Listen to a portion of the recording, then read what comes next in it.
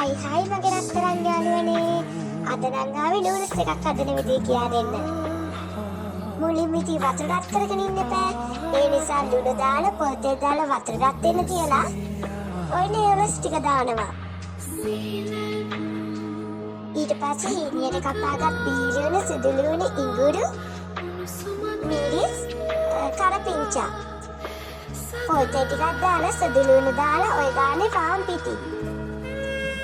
ඊට පස්සේ බීරණ දානවා. ඊට පස්සේ ඉඟුරු, කරපිංචා, මිරිස් දාලා කවුලම් කරනවා. ඒ ෆ්‍රෙෂ් මිල්ක්. දැන් ලුණු දාගමු. ඔය දාන්නේ ගම්පිරිස් කුඩු. විතරයක් දාගුවම තවත් රස වෙනවා. කවුලම් කරලා ටක් ගාලා. දැන් ඉතින් අම්මකට නූඩල්ස් ටික දාමු. ඊට පස්සේ කවුලම් කරලා. ඔය අර නූඩල්ස් පැකට් එකේ තිබ්බ කුඩු පැකට් එක. එකක් දාගත්තාම රසයි තවත්.